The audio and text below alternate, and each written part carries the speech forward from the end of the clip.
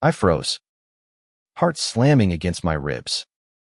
The air thick with the kind of silence that screams louder than words.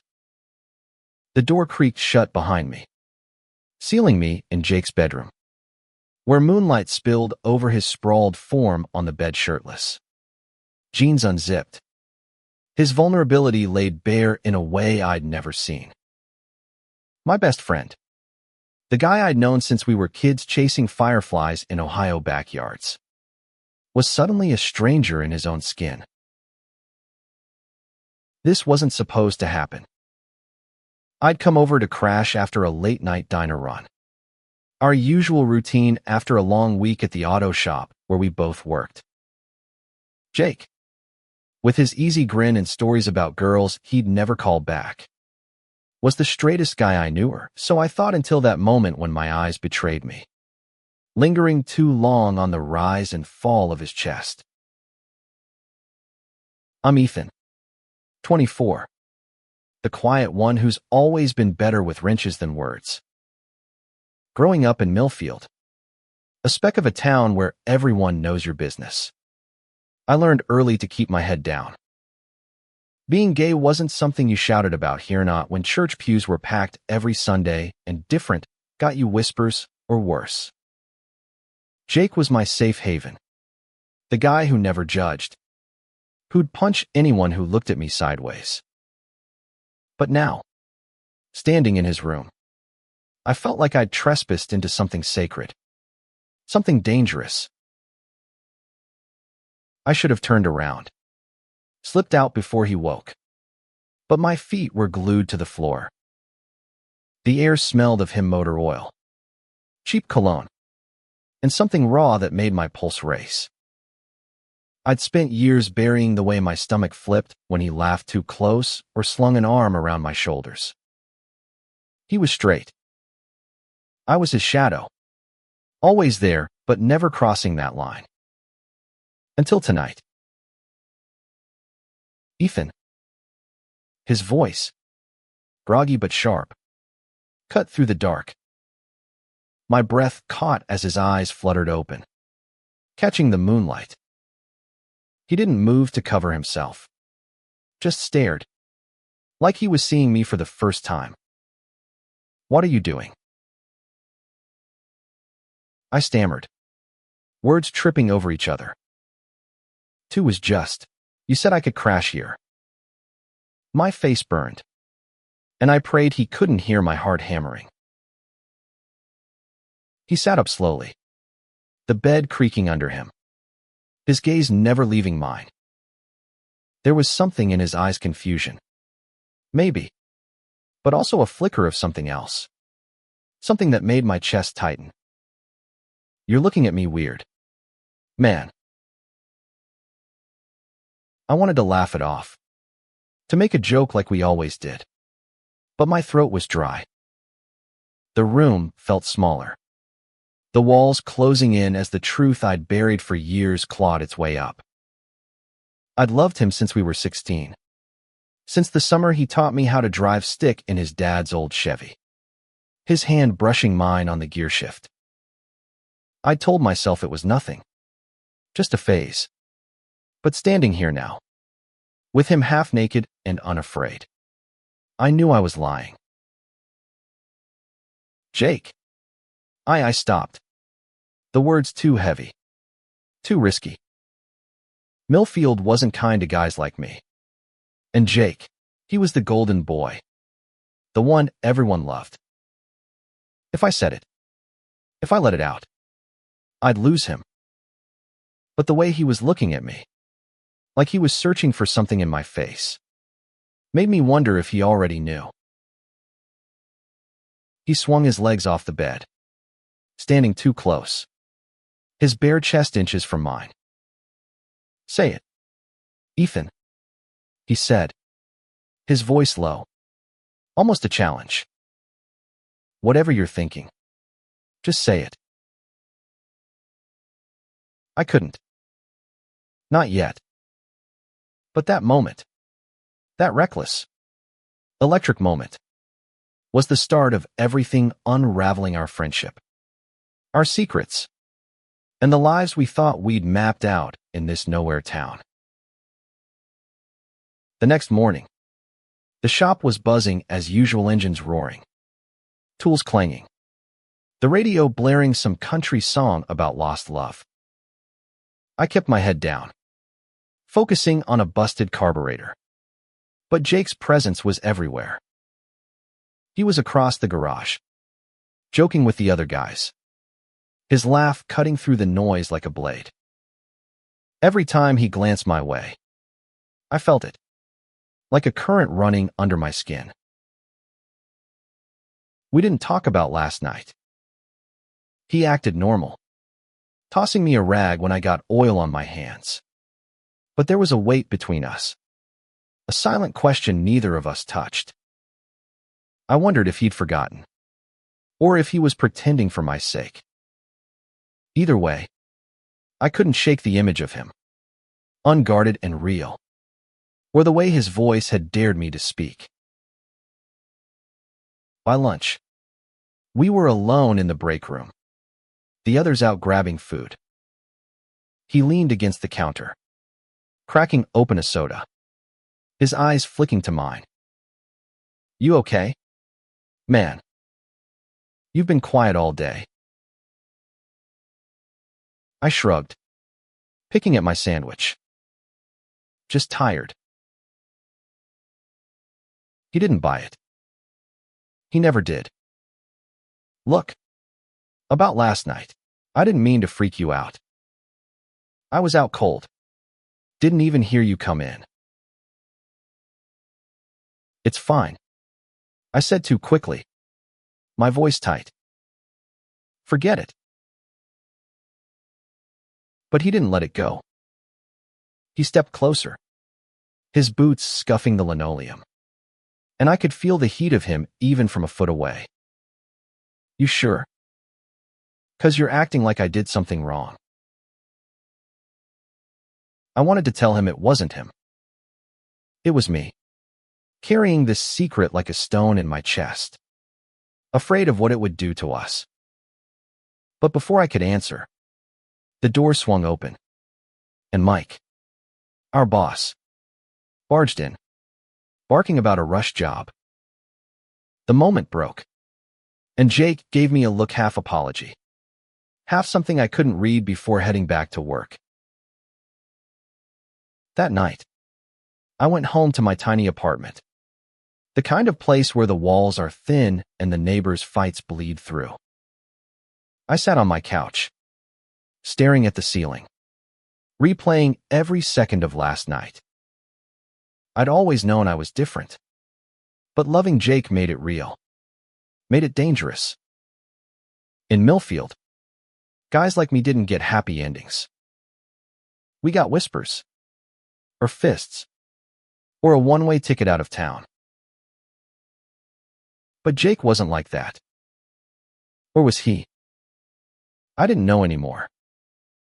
All I knew was that I couldn't keep pretending. Not after seeing him like that. Not after the way he'd looked at me. I grabbed my phone, my thumb hovering over his name. But I couldn't bring myself to call. Instead, I lay awake, wondering if I'd already ruined everything, or if this was the start of something I couldn't control. The next few days were a tightrope. Jake and I fell back into our rhythm work. Beers at the diner. Late night talks about nothing but every glance. Every brush of his arm against mine felt like a spark waiting to ignite. I was hyper-aware of him, of the way his hands moved when he worked on an engine, the way his voice softened when it was just us. I hated myself for it, for turning our friendship into something fragile. Friday night, he invited me to a bonfire at his place, a tradition with the shop guys. His backyard was a patchwork of lawn chairs and beer cans, the fire casting shadows on faces I'd known forever. I stuck close to the cooler, nursing a drink, trying to blend into the noise. Jake was in his element, laughing, tossing a football with Mike. but his eyes kept finding mine across the flames. "You're quiet again," he said later, when the crowd thinned and it was just us by the fire. The air was crisp, October biting at our knuckles. He handed me another beer, his fingers brushing mine, and I swear my heart stopped. "Just thinking," I said, staring into the fire to avoid his gaze. "About what?" He leaned closer, elbows on his knees, his face half lit by the glow. There it was again, that look, like he was daring me to crack open the truth. I took a long pull from the bottle, the cold burning my throat. "You ever feel like you're hiding something? Like, if people knew the real you, they'd, I don't know, look at you different?" He went still, the firelight dancing in his eyes.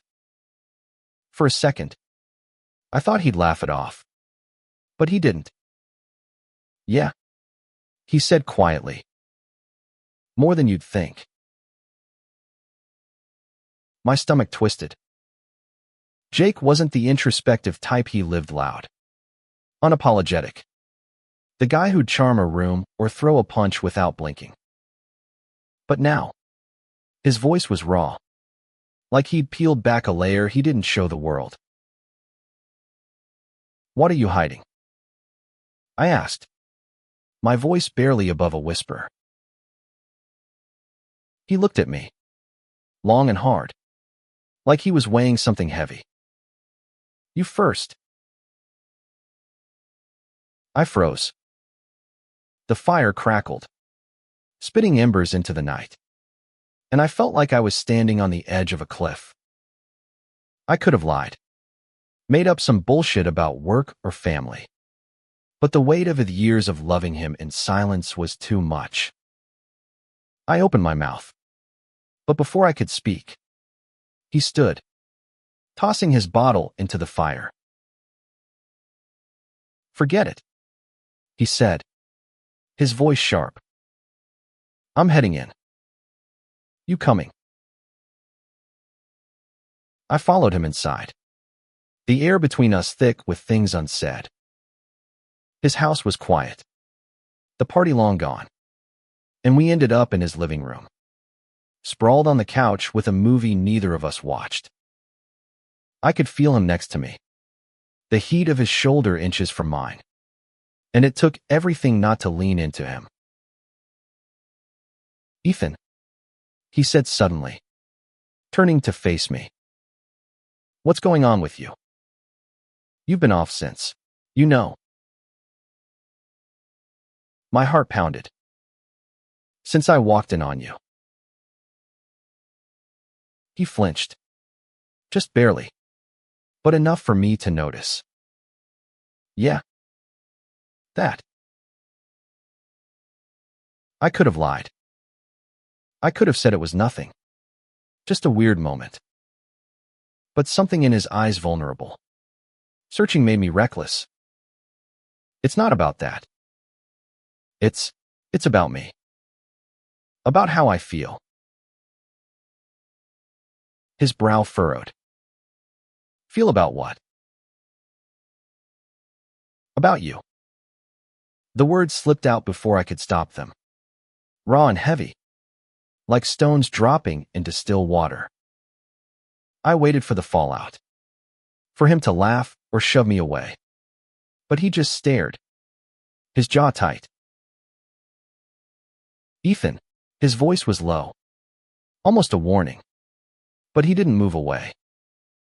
If anything, he leaned closer, his breath warm against my cheek.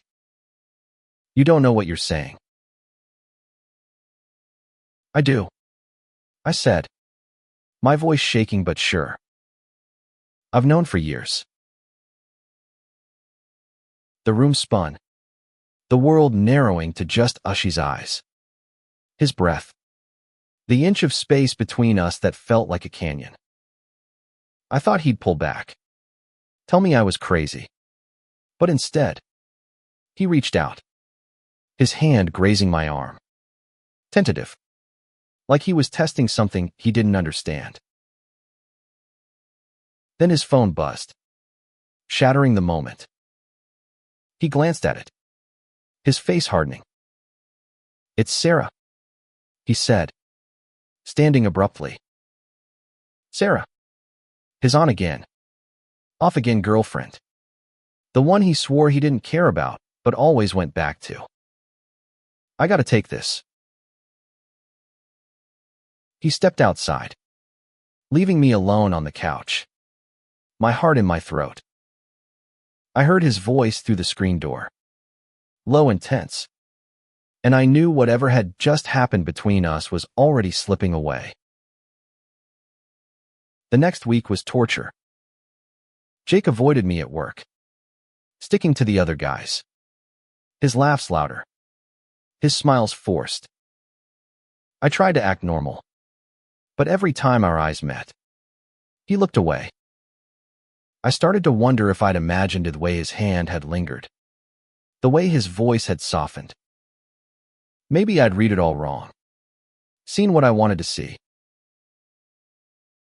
But then, late one night, he showed up at my apartment, his knuckles bruised like he'd punched something. "We need to talk," he said, pushing past me into the living room.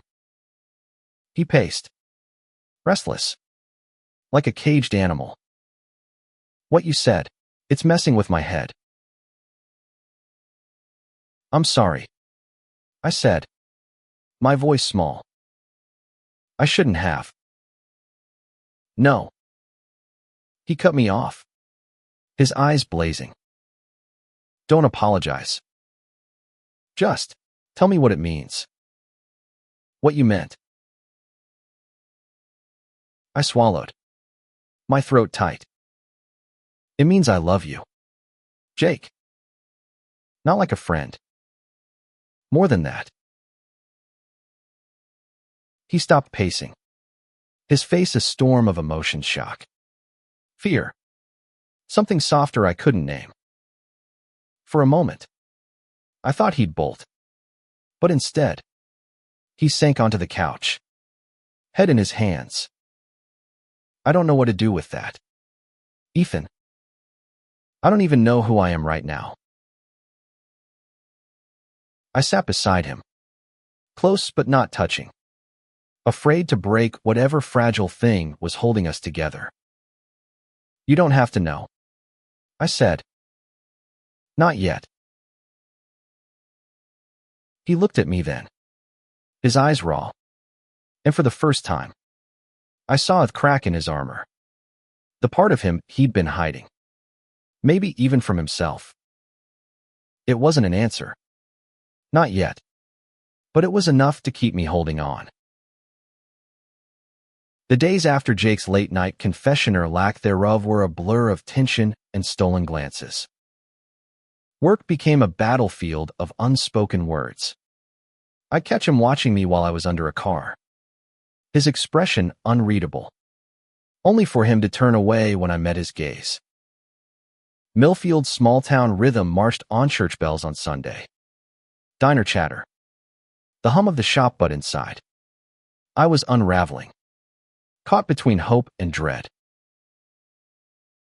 One evening, after a long shift, Jake cornered me in the shop's parking lot, his truck idling nearby.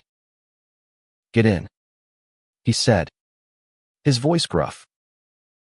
"We're going for a drive."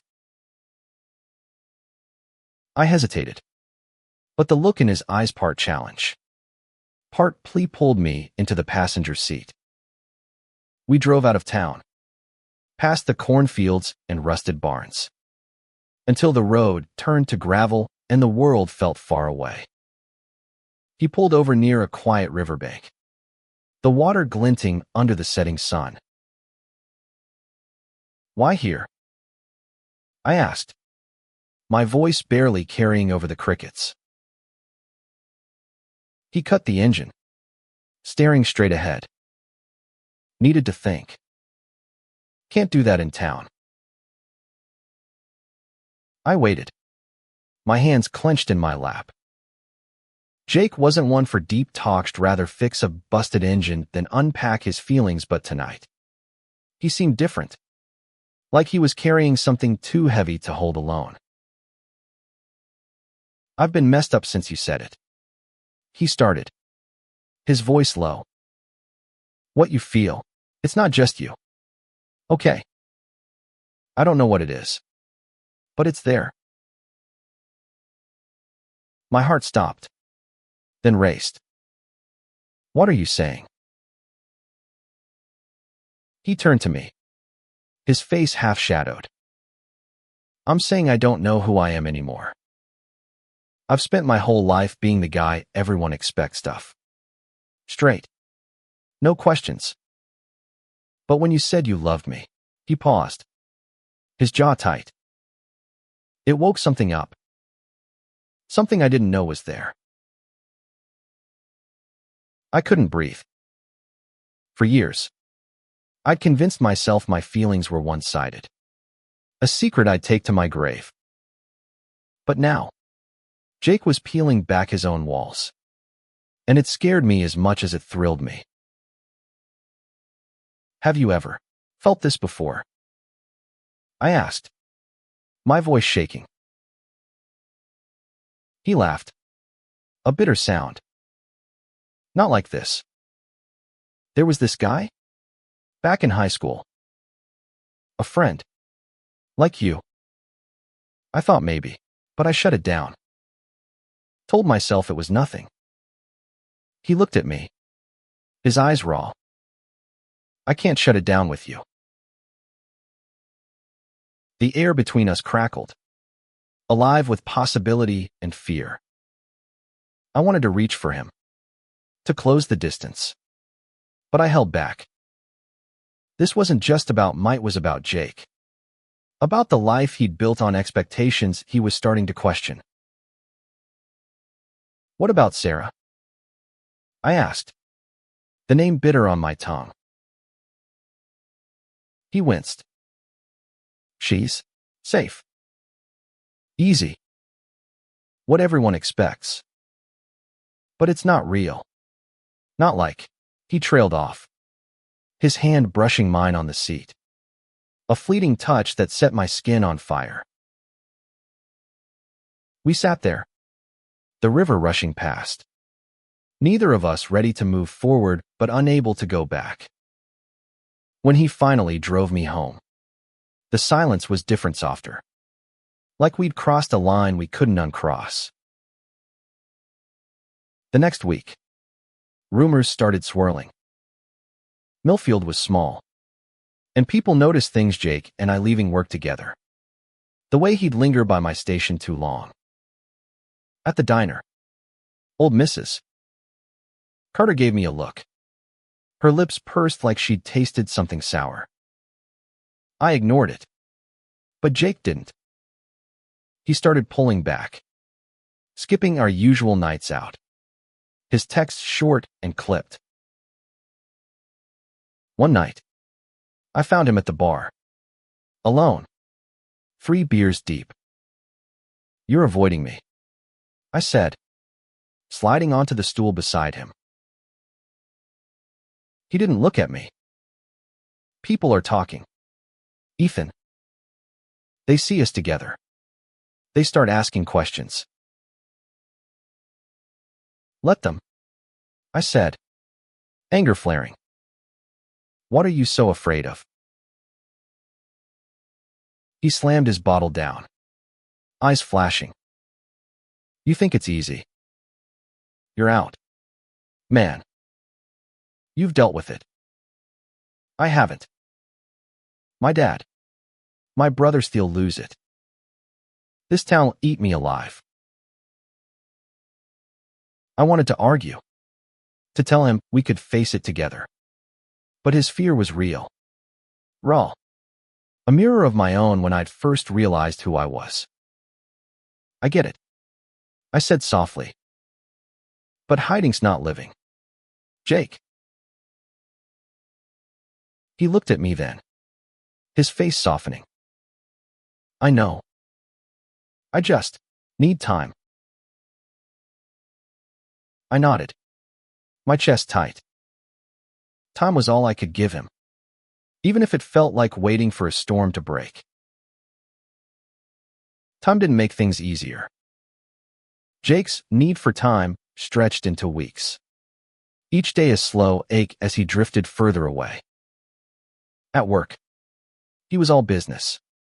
His jokes forced, his eyes avoiding mine. I felt like I was losing him, not just as something more, but as my best friend, the one person who'd always had my back.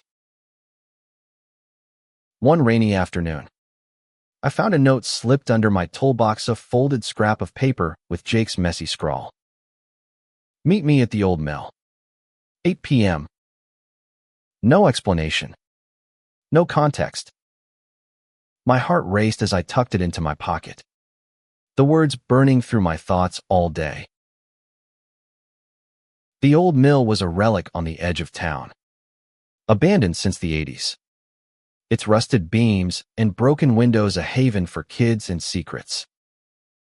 I got there early, the rain soaking through my jacket, my nerves fraying with every creak of the building. When Jake showed up, his hoodie damp and his face shadowed, he looked like he hadn't slept in days. "I'm sorry," he said, his voice rough, "for pulling back. I'm scared. Ethan." I stepped closer, the rain drumming on the roof above us. Of what? Me. Us. Of everything. He ran a hand through his wet hair, his eyes searching mine. This town. My family. What it means if I let myself feel this. I wanted to shake him, to tell him to stop caring what Millfield thought. But I saw the fear in his eyes, the same fear I'd felt when I came out to my mom, when I braced for her to turn away. She hadn't. But not everyone was so lucky. "Then don't think about them," I said. "Think about you. What do you want?" He laughed. A broken sound. "I want you, Ethan. That's the problem." The words hit like a punch, stealing my breath.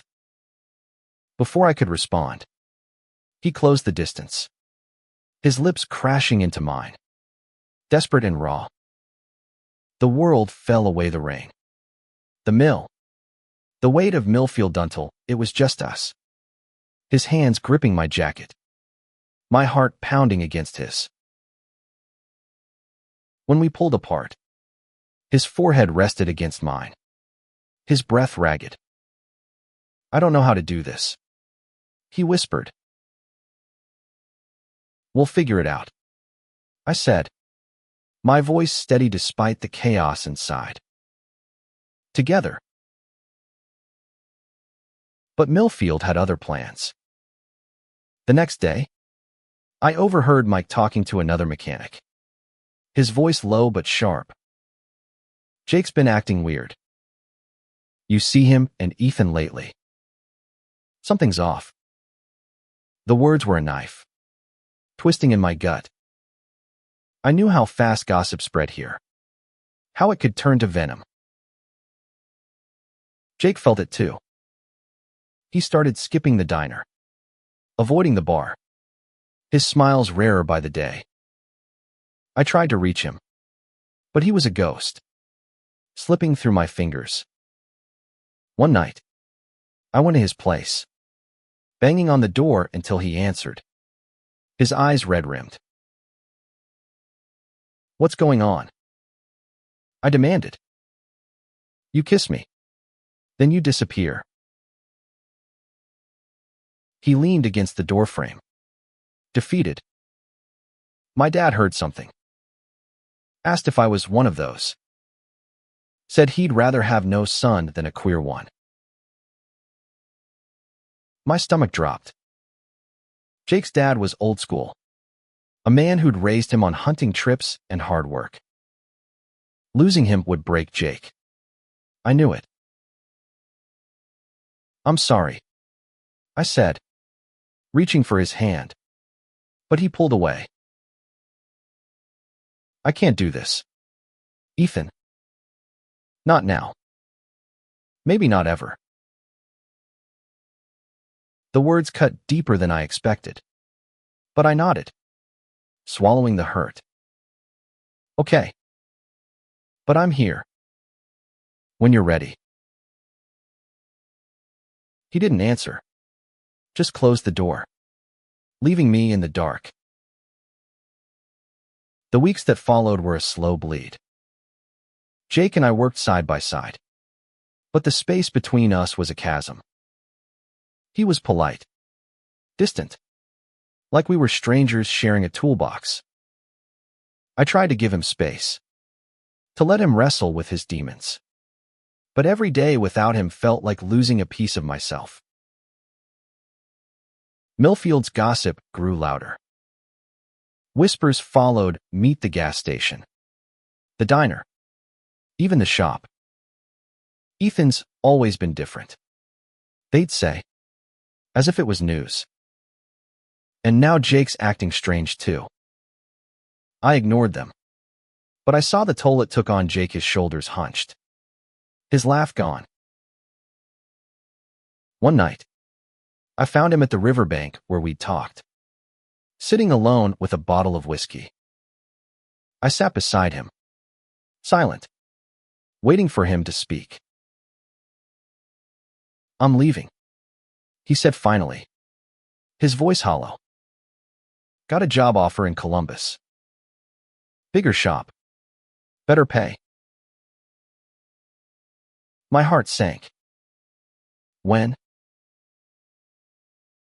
"Next week." I stared at the water, the current pulling at my thoughts.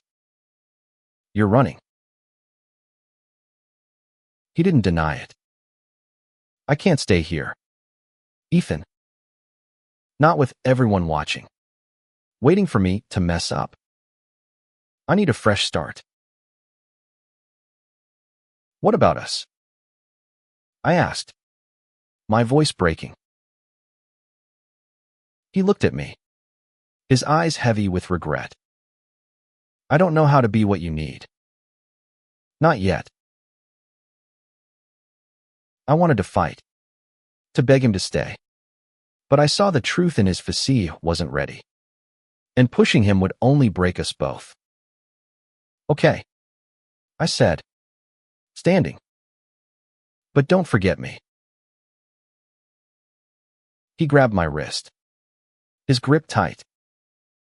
I could never.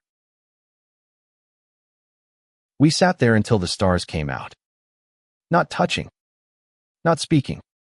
Just two people caught in a moment that couldn't last. When he left for Columbus, I didn't go to the station to see him off. I couldn't bear it.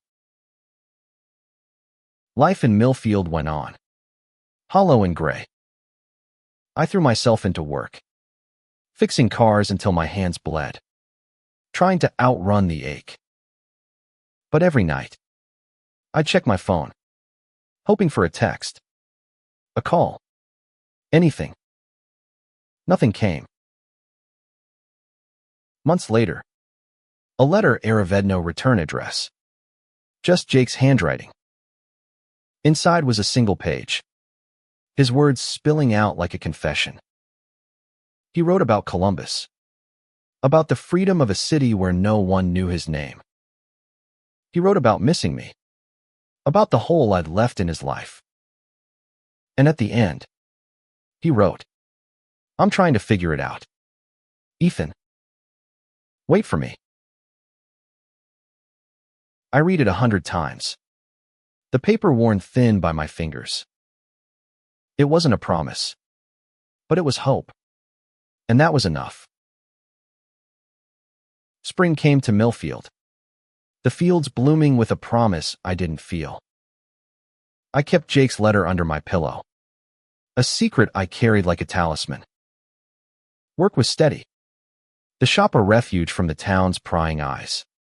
But I was restless, my heart pulling me towards something I couldn't name. One night, my phone lit up with his name. My hands shook as I answered. Jake. Hey. His voice was soft, familiar, like coming home. I'm in town. Can we talk? He was at the diner when I got there, sitting in our old booth, a coffee untouched in front of him. He looked different older, somehow, but his smile was the same, warm and unguarded. I missed you, he said, before I could sit down. I swallowed, my throat tight. Missed you too. He told me about Columbus' new friends, a new life, but also the weight of leaving things unresolved. I kept thinking about you, he said, about what I ran from. And I asked, my heart in my throat. He reached across the table, his hand covering mine. I'm done running. We talked for hours, the diner emptying around us, the world shrinking to just us. He wasn't ready to label himself, to face Millfield's judgment, but he was ready to try with me. It wasn't a fairy tale, but it was real, and that was enough. Jake stayed in Millfield for a week, crashing at my place, our nights filled with quiet talks and tentative touches. We were careful, keeping our distance in public, but in private, he was different, open, vulnerable, like he was finally letting himself feel. One night, we drove to the riverbank, the place where it all began. Under the stars, he kissed me, slow and sure, his hand steady on my face. I'm scared, he admitted. But I want this. I want us. We started building something, piece by piece. He went back to Columbus, but we talked every day, our calls a lifeline across the miles. I visited him, the city a dizzying escape from Millfield's weight. There, we could hold hands, steal kisses in crowded bars, be ourselves without fear. But Millfield wasn't done with us. When Jake came back for a weekend, someone saw us at the diner, our hands brushing under the table. By Monday, the whispers were louder, the looks sharper. Jake's dad called, his voice cold through the phone, telling him not to come home. Jake took it hard, but he didn't run this time. I'm done hiding, he said, his voice steady. If they can't handle it, that's their problem. We decided to leave Millfield together. Jake's job in Columbus had room for me, and I was ready for a new start. We packed my apartment in a weekend, the truck loaded with boxes and hope. As we drove out of town, the fields stretching behind us, I felt lighter, like I was finally breathing. Our life in Columbus wasn't perfect. There were fights, doubts, moments when the world's weight felt too heavy. But there were also mornings waking up beside him, his arm over my chest, his laugh filling the room. We built a home, not just a place, but a feeling safe, real, ours.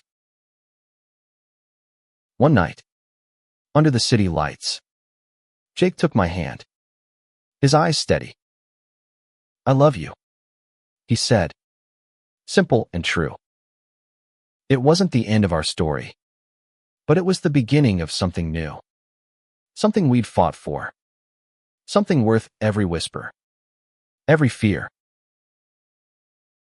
We'd walked into each other's lives messy. Unexpected. Real and found something worth keeping. Love, in all its forms, was never wrong.